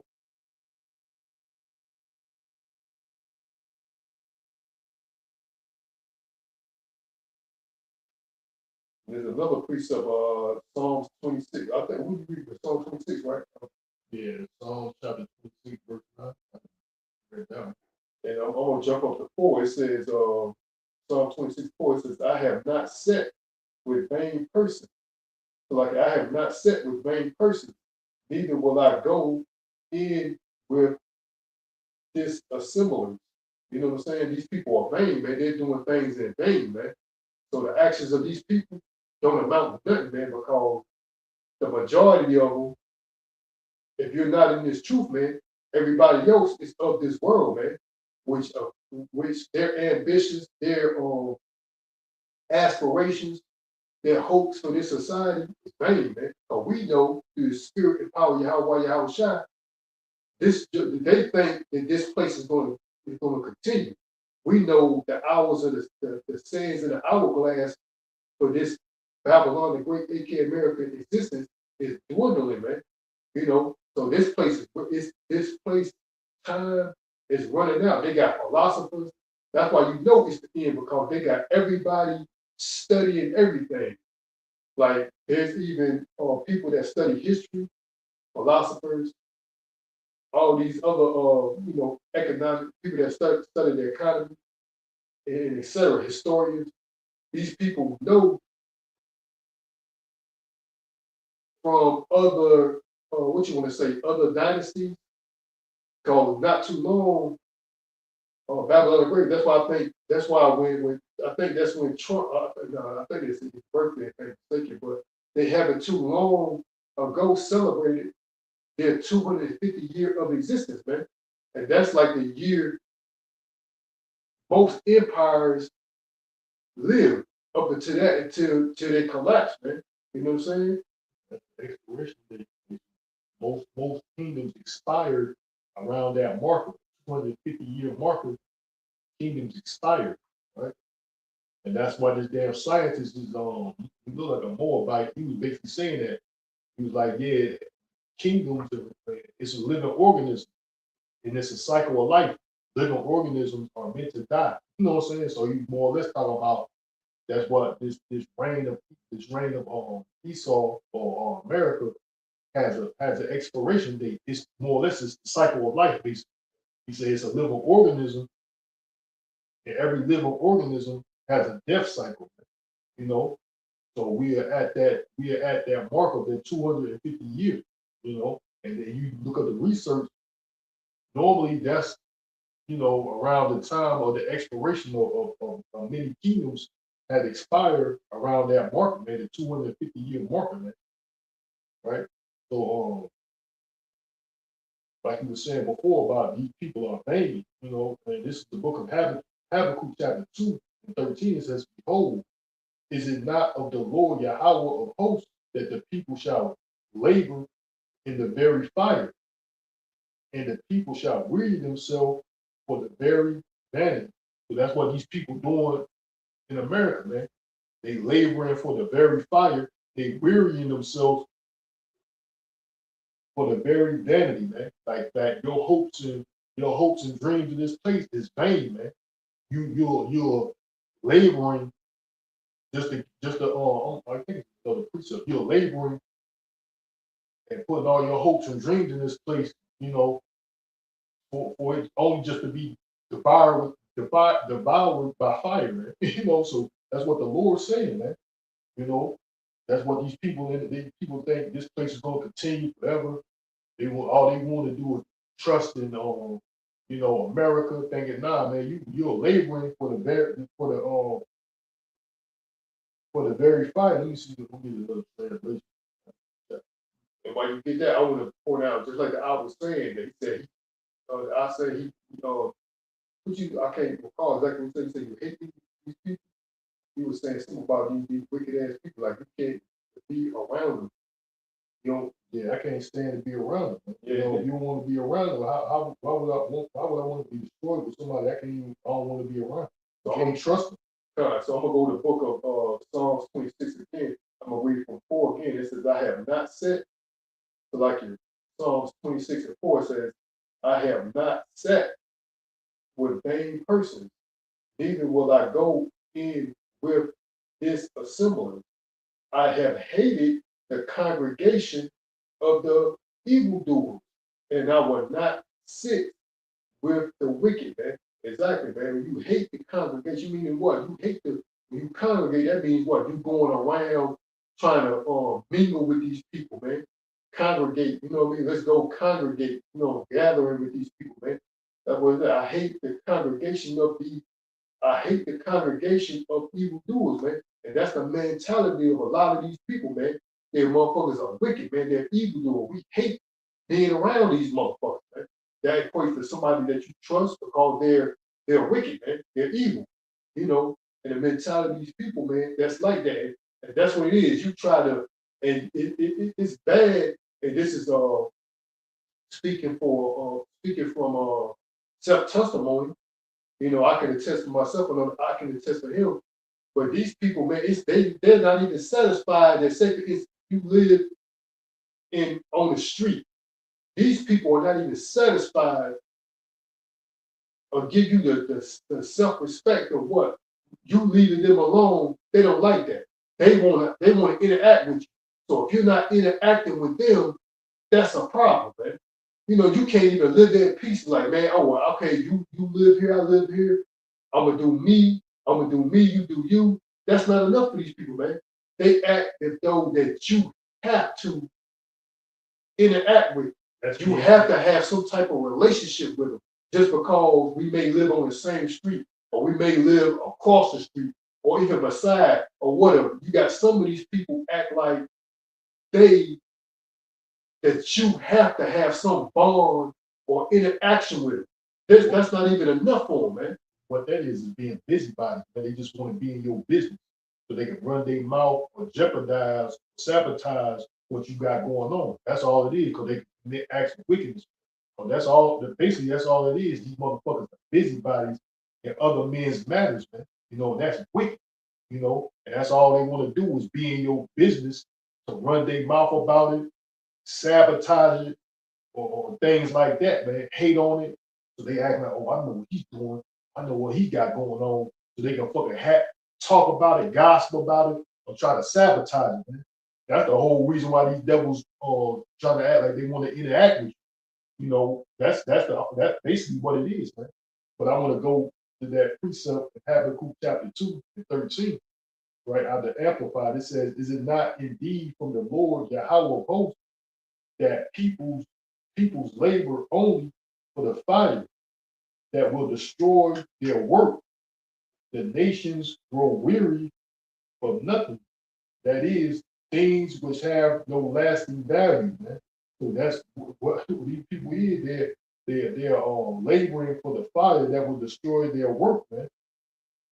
And what they doing, they want to build a society, build some type of lifestyle in America. You just laboring to get your damn work burnt up, man. You know, this place is not an everlasting kingdom, man. America, Babylon the Great is not an everlasting kingdom. Like we were saying before, this place has an expiration date. This already been the 250-year marker of the establishment of America is we already here. And that's more or less the general expiration date of kingdoms, man. Around the 250-year marker, man. You know, it's evident this place it's evident that Babylon is falling. You know, the signs are there, you know, like the scripture said today, the writing is on the wall, man, you know. But these people think, you know, these 2/3, whatever, they think this place is going to continue forever, man. You know, of course, these Edomites, you know, because like the scripture said, their inward thought is that their houses shall continue forever. So we ain't talking about them, man. You know, that's them being who they are. You know, that's what they think. They think these Edomites, of course, but we give a warning, like we said in the book of Ezekiel, chapter 3, in chapter 33, we give a warning from the Lord to the nation of Israel, man, that this place is going to be destroyed. You know, these Edomites, these Edomites, these other heathen nations, they can think whatever they want to think, man. But the Lord said, we out here to warn the children of Israel, you know, that no, this place is going to be destroyed. You know, this place is not an everlasting kingdom.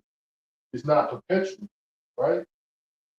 This place got an expiration date, right? And it's going to be destroyed by fire.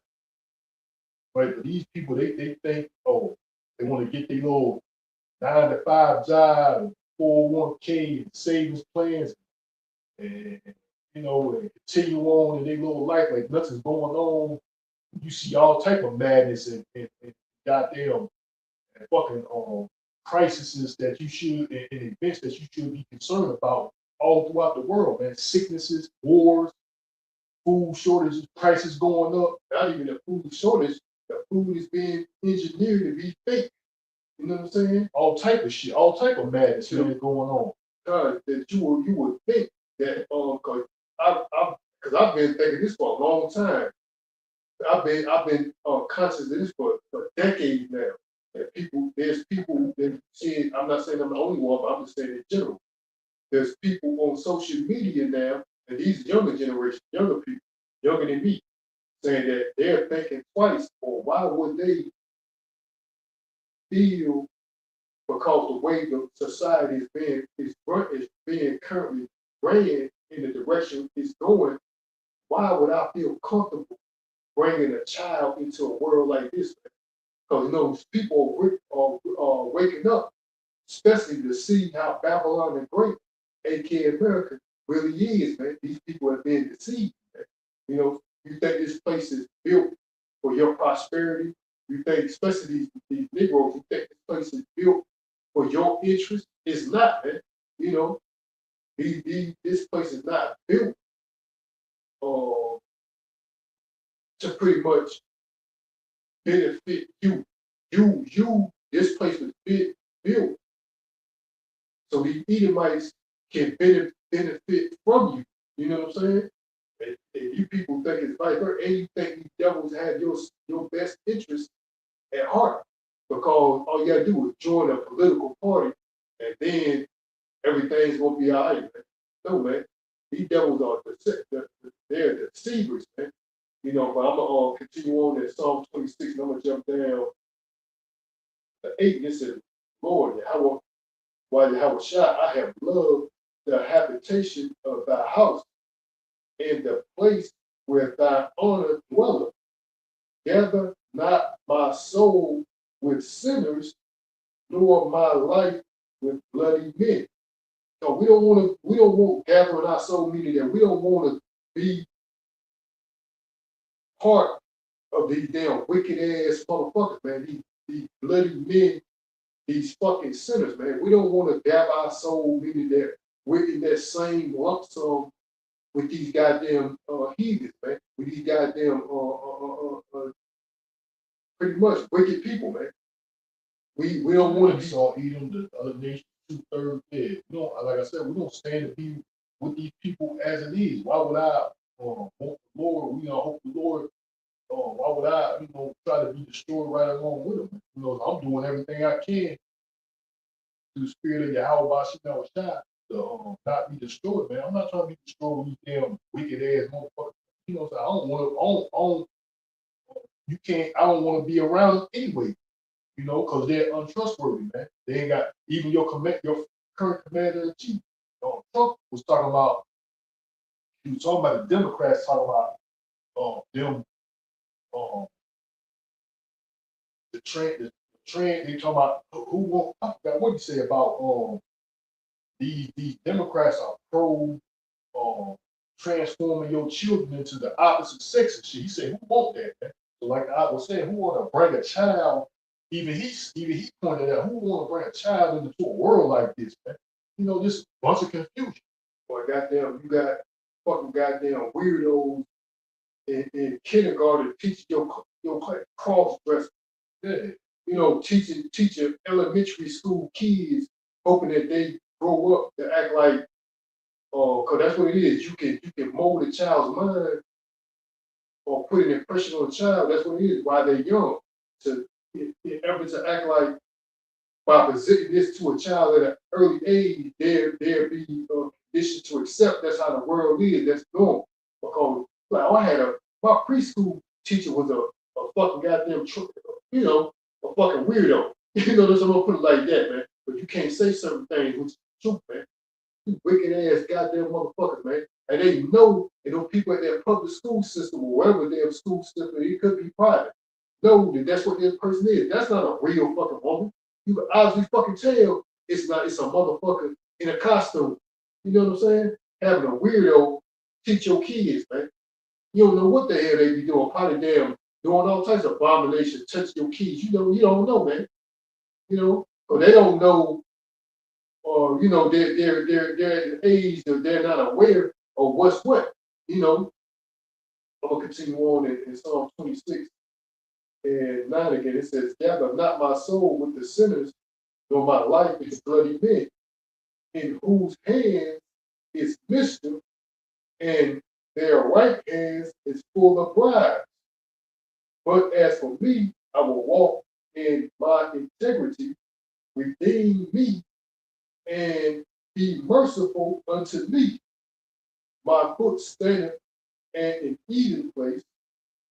In the congregations will I bless the Lord, the Yahweh Shai, man. You know, so we don't want to be counted with these damn fucking wicked people, man.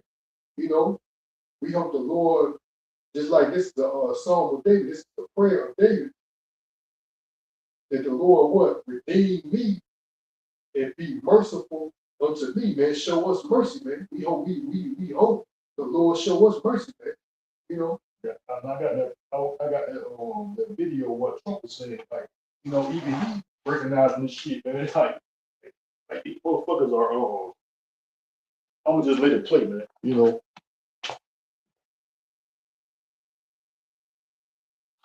Very simply, the radical left Democrats, and I'm going to use that terrible word because they're dumb. I mean, who wants open borders? Who wants transgender mutilization of your child? Who wants that? Who wants men playing in women's sports? They're dumb. They're Democrats. They have the worst policy of anybody. I watched that thug that's up in Maine. He's a thug. And they're trying to make excuses for him. I mean, he's worse than any human being that's ever run for office, probably. So basically, he said, who want, you know what I'm saying? Like, even they, you know what I'm saying? You can't, That's what a lot of these people are turning on me wanting now. They want that party to be somebody from that party to be the next president, man. So like he said, you know, who wants to fucking to this bullshit ass liberation shit? They trying to act like shit is you're free to do whatever, more or less you what it says, is that philosophy, do as thou wilt spirit, right? So they want that damn freedom of doing what the fuck, basically freedom to do wickedness. That's what you're free to do. You're not free to do righteousness. No, you're free to do wicked. You're free to live wickedly, man. You know, under these devil's period. But even he said, even your current commander, he said, man, if that's and you better believe a lot of people want somebody from that party in office next, man, after him. You know, so like, man, what the fuck? And you who want to bring children in a world like this, man, in a society like this, man? You can tell, just like I put out, who's rallying behind these alphabet motherfuckers is these goddamn demo. You know what I'm saying? These blue fellas. You know what I'm saying? Or whatever the fuck you want to call them. Goddamn gang color, blue and red. Who's supporting these goddamn weirdos, alphabet motherfuckers, pedos, for the most part, being like, I'm being up front, supporting them, passing laws to protect them, is the goddamn Democrats, man. And he like they said, that guy right there, the op put out the commander in chief, he's even bringing light to that, man. He said, who wants that, man? You know? So mutilating your children and shit. Yeah, they is some these damn Democrats who are supporting that shit, man. Like these motherfuckers, you can't like, it don't matter. They try to deceive these Negroes and like vote with Democrat is the right way to go, man. Hell no, because they don't have your best. They no matter which way you go with these devils, man, it's no win, man. You know what I mean? It's a lose-lose situation, man, regardless of where you go. They're trying to beat that's an evil. Yeah. And also, me, I had this conversation a couple of days ago about these Democrats, more or less, is mockery to you niggas, man. You Negroes, man, like being on the Democratic Party is more or less mockery. But they make a mockery to you in the efforts of this. And we accept niggas, we accept anybody, man. You don't even see it like that, man. That's basically what it is. Oh, this party, because that's what it is, this demo party, they accept niggas. So they like, look, we accept niggas, we can accept anybody. If you identify as a goddamn horse-faced dog, you identify as a goddamn cat, yeah, and you want to be a fucking half horse, half goddamn woman, we support you. And make it a mockery, man. And that's true. They got these Edomites, man, teaching their kids that they want to identify as being a fucking feline, man. This is true shit, because there was this teacher saying that somebody was on social media was saying that that's what one of her students would come to class, and her student was acting like a feline, which is a cat, and they groomed the child to be treated like a fucking cat, man. And that shit was happening under Biden administration. Like, I'm trying to figure out where the fuck that shit still exists, because they don't talk about this shit. But where's these people at now, man? Because there was people out there that identify as animals, man. They identify as a cat. They identify as a dog. They all identify as a human. I'm like, these people are fucking. Like, where's these fucking people at now, man? Like, I'm trying, like, they just disappeared or something. Do they still? Like, I don't know. I had a question, man. They crawled back under the damn rock that they came from. Yeah, like, where are these people at now, man? Because they was all in the school system. They was all out in the public. Like, now, since you got a Republican off, like, where do you goddamn people at, man? Like, like I just mentioned, this Democratic Party, are supporting these fucking weirdos, man. They can be out in the open without no what you call that? Without no more or less restriction. Yeah, you know what I'm saying? They can do whatever they're free to express themselves the way they want under this damn Democrat policy, man. Yeah, I can walk around a fucking child, little baby, naked, with my damn private areas all exposed and shit. I can walk around children naked in the public. Why, Yeah, the public with police, why you oppressing me? with police present protecting me. I'm with a fucking parade. I'm parading around naked, dressing half like a woman, naked in front of children, man. And the police on the side protecting me, man. With my private areas and private parts exposed and shit. And that with me, they were like, they get you for public indecency. So I pull out a road, and damn, I got pissed. There's no bathroom around. You run, go in the woods, try to get a bathroom, Joe, pull up, try to get your ass for decent exposure. You know, I think there was a situation that I read, an article, news article that I read. There was this child, man. It was a little black kid, black boy. I think he probably like 8 or 9. He was in his mother's vehicle. I guess his mother was somewhere. He got out and went behind his mother's vehicle and used the bathroom, and the police arrested him, man. Arrested him for using the bathroom behind the vehicle, man. You know, this shit is fucking crazy, man.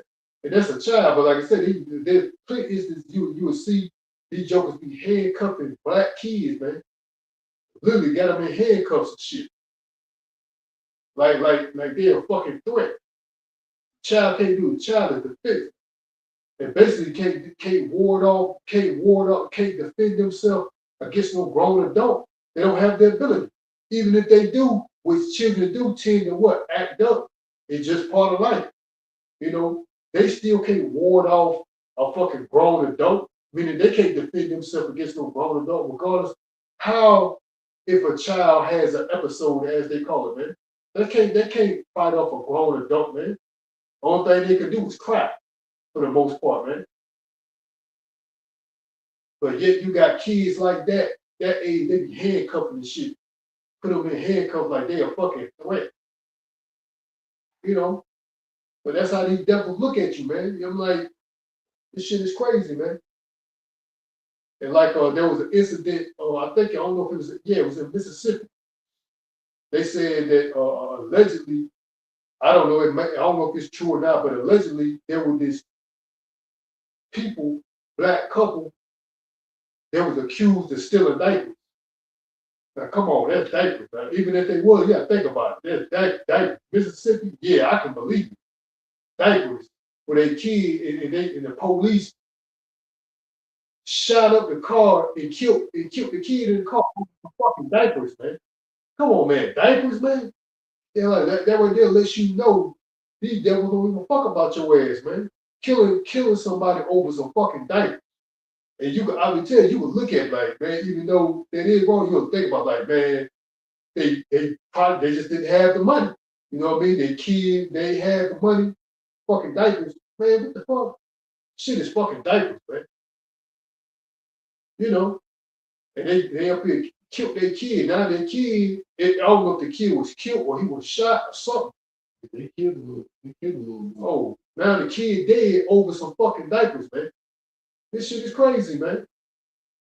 But like I said, that's the world we living in, man. We know these people gonna wax worse and worse, man. But if you got anything else, man, close it out. We're going to end our lesson here. We're going to give all praise and honor and glory to Yahweh, Hashem, Yahweh Shai, Hashem, Rakak, Dash.